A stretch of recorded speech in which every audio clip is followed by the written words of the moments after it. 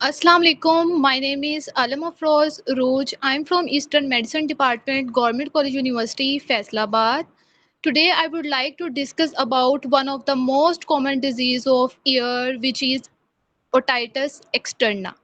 Otitis externa is also known as furunculosis, folliculitis and Swimmer's disease. Basically ये एक acute painful inflammatory conditions होती हैं हमारे external ear की। हमारा जो एक्सटर्नल ईयर होता है वो बेसिकली 2 पार्ट्स पे मुश्तमिल होता है, जिसमें ऑरिकल जिसे हम पिन्ना कहते हैं और एक्सटर्नल ऑडिटरी कैनाल आ जाती है। और बेसिकली इसमें जो मोस्ट कॉमनली जो एरिया इन्वॉल्व हो रहा होता है इस इन्फेक्शन में, वो हो रही होती है हमारी एक्सटर्नल ऑडिटरी कैनाल। उसके बाद हमारे ईयर का मिडल ईयर पार्ट आ जाता है जिसमें ओसिकल्स होती हैं, मेलियस, इंकस, स्टेप्स। उसके बाद इनर ईयर पार्ट आ जाता है, vestibule, cochlea. Vestibule basically balance related functions को कंट्रोल करता है, जबकि कोक्लिया जो होता है वो ऑडिटरी फंक्शंस को देख रहा होता है, कंट्रोल करता है। अब ये जो ओटाइटिस एक्सटर्ना है बेसिकली ये आपके एक्सटर्नल ईयर की इन्फ्लेमेशन होती है जो कि एक्यूट भी होती है, और अगर टाइम ज़्यादा हो जाए तो वो क्रॉनिक भी हो जाती है। इसमें बेसिकली चूँकि ओटाइटिस एक्सटर्ना में आपकी एक्सटर्नल ऑडिटरी कैनाल जो है वो इन्वॉल्व हो रही होती है, उसमें इन्फ्लेमेशन होती है, जिसकी वजह से कंडक्टिव हेयरिंग लॉस हो जाता है। कंडक्टिव हेयरिंग लॉस इसलिए होता है क्योंकि यही कैनाल होती है जो साउंड वेव्स को कंडक्ट कर रही होती है towards tympanic membrane. Tympanic membrane तक जब साउंड वेव्स जाती हैं तो उसमें वाइब्रेशन होती है। उसके बाद टिम्पैनिक मेम्ब्रेन से वो वाइब्रेशन जो होती है वो मूव होती है टुवर्ड्स मिडल ईयर, और इसी तरह से ओसिकल्स मूव करती हैं और वो जाकर कोक्लिया के अंदर जो फ्लूइड होता है उसको उसके अंदर वेव्स प्रोड्यूस करती हैं। उसके अंदर जब वेव्स प्रोड्यूस होती हैं तो वहाँ से बेसिकली सेंसरी न्यूरल जो रिफ्लेक्स होता है वो जनरेट होता है और वो ब्रेन तक हमारे मैसेज आता है, जिसकी वजह से हम कोई भी जो चीज़ होती है उसको हम सुन पाते हैं। तो जब यहाँ पे इन्फ्लेमेशन हो जाएगी एक्सटर्नल ईयर कैनाल के अंदर ही, तो यहाँ पे कंडक्टिव हेयरिंग लॉस हो जाएगा। मतलब प्रॉपर से जो साउंड वेव्स होंगी वो आपकी टिम्पैनिक मेम्ब्रेन तक ही नहीं अप्रोच करेंगी, वहाँ पे जाएँगी नहीं, और वहाँ पे वो फिर उस तरह से वो अपना एक्शन नहीं कर पाएँगी, जिसकी वजह से कंडक्टिव हेयरिंग लॉस हो जाता है। हाँ, अगर क्रॉनिक ये इन्फेक्शन हो जाए तो ये सेंसरी न्यूरल लॉस भी हो सकता है। इसके मेन कॉजेज़ क्या-क्या हो सकते हैं? Any disruption in the integrity of skin, for example in resulting of rubbing something into air. Mostly ख़वातीन ऐसे करती हैं कि वो हेयर पिन का इस्तेमाल करती हैं। अगर कोई एक्सुडेट हो, वैक्स इन्फेक्शन हो, तो उसको रिमूव करने के लिए वो अपनी हेयर पिन्स का इस्तेमाल करती हैं, जिसकी वजह से वो क्या होता है कि वहाँ की जो स्ट्रक्चरल इंटीग्रिटी होती है आपकी स्किन की, वो डिस्टर्ब हो जाती है। और वो रबिंग जब होती है तो वहाँ पे इन्फेक्शन के चांसेस ज़्यादा हो जाते हैं। उसके अलावा कोई बैक्टीरियल इन्फेक्शन हो सकता है सेकेंडरी, जिसमें मोस्ट कॉमन सुडोमोनास आर्जिनोसा, ये जो माइक्रो ऑर्गेनिज्म है बैक्टीरिया बहुत ज़्यादा कॉमन है, और ये इन्वॉल्व होता है ओटाइटिस एक्सटर्ना में। उसके अलावा कोई फंगल इन्फेक्शन हो सकता है जिसमें कैंडिडा एल्बिकैन ये इन्वॉल्व होता है।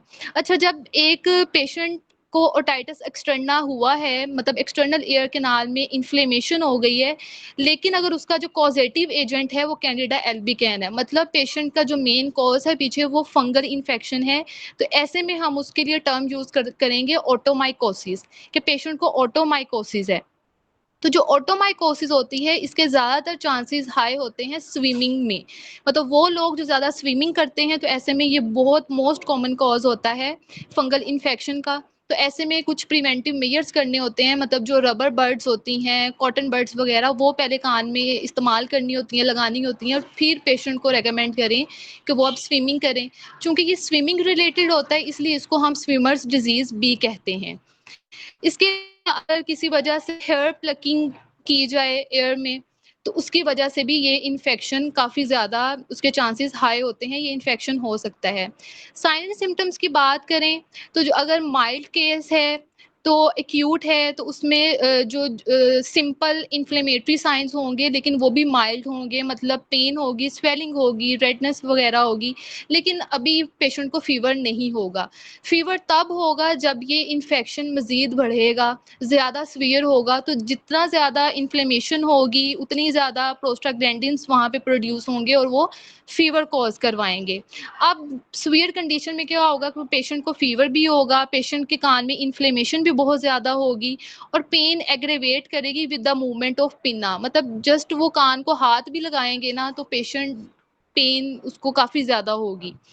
उसके अलावा ये जो एक्सटर्नल ऑडिटरी कैनाल है, सम टाइम ये ब्लॉक हो जाती है बिकॉज़ ऑफ एक्सुडेट, और जिसकी वजह से वो अगर कोई एक्सुडेट है या फिर वैक्स इन्फेक्शन है, तो उसमें जब एक पेशेंट जो है वो स्विमिंग करेगा तो कान के अंदर पानी जाएगा, जब कान में पानी जाएगा तो वो स्वेल अप करेगा, और जब वो स्वेल अप करेगी उसके अंदर जो वैक्स है, तो उसमें ऐसे में वो ह्यूमिड एनवायरनमेंट वहाँ पे मिलेगा माइक्रो ऑर्गेनिज़म्स को, और वहाँ पे फंगल इन्फेक्शन के चांसेस ज़्यादा हो जाते हैं, तो अगेन ऑटोमाइकोसिस के चांसेस उसमें बहुत ज़्यादा हाई होते हैं इन स्विमिंग।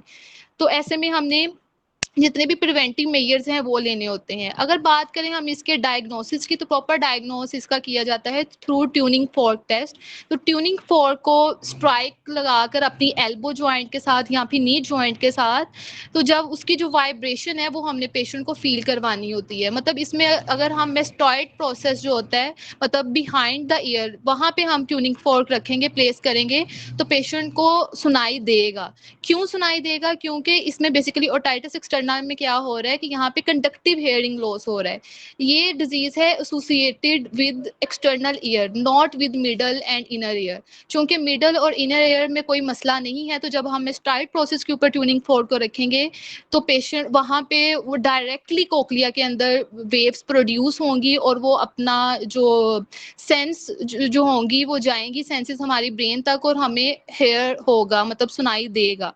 लेकिन जब हम वही ट्यूनिंग फोर्क पेशेंट के कान के सामने रखेंगे तो उसको सुनाई नहीं देगा। इट मीन्स कि patient is suffering from conductive hearing loss, और जिसकी वजह हो सकती है वो ओटाइटिस एक्सटर्ना। इस बात की इंडिकेशन होती है कि पेशेंट के जो एक्सटर्नल ऑडिटरी कैनाल है उसके अंदर इन्फ्लेमेशन है, जो कि आगे साउंड वेव्स को नहीं जाने दे रहा और पेशेंट को सुनाई नहीं दे रहा।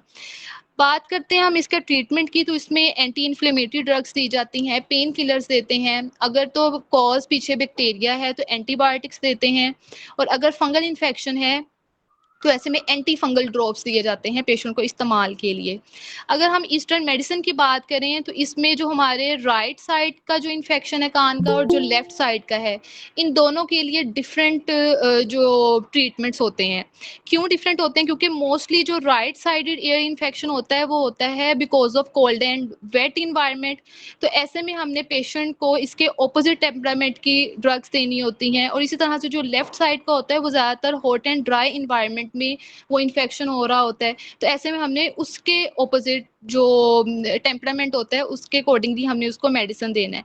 तो ज़्यादातर वैसे कॉमन होता है राइट साइड ईयर ब्लॉकेज इस इन्फेक्शन की वजह से। तो और ज़्यादातर ये जो लेफ्ट साइड की होती है, और ये हो भी ज़्यादातर कह लें कि जो कोल्ड सीजन्स होते हैं उनमें राइट साइड के इन्फेक्शन ज़्यादा होते हैं चांसेस। अब जब एक पेशेंट हमारे पास राइट ईयर इन्फेक्शन के साथ आया है तो हम उसमें ईस्टर्न मेडिसिन में क्या कर सकते हैं? हम सिंपली जो कीकर के फूल होते हैं उनको जलाना होता है सरसों के तेल में। अगर आपके पास फूल अवेलेबल नहीं है तो हम उसकी छाल लेते हैं, और छाल का जो अंदर वाला इनर साइड जो होती है वो हम इसमें इस्तेमाल करते हैं, और उसको एज अ ड्रॉप यूज़ करना होता है राइट ईयर में। और अगर लेफ्ट ईयर का इन्फेक्शन है तो ऐसे में जो हुलहुल है उसका पानी हो गया, अनियन वाटर हो गया, गार्लिक, इनका वाटर ले लें, या फिर इनको भी आप ऑयल किसी भी ऑयल के अंदर मिक्स करके अगर इसको भी एज अ ड्रॉप यूज़ करवाएंगे हम अपने पेशेंट्स को लेफ्ट साइड में, तो वो पेशेंट का जो इन्फेक्शन है वो इंशाल्लाह वो बहुत जल्द क्योर हो जाएगा। So here I stop, this is all about today, thank you so much, जज़ाकल्लाह।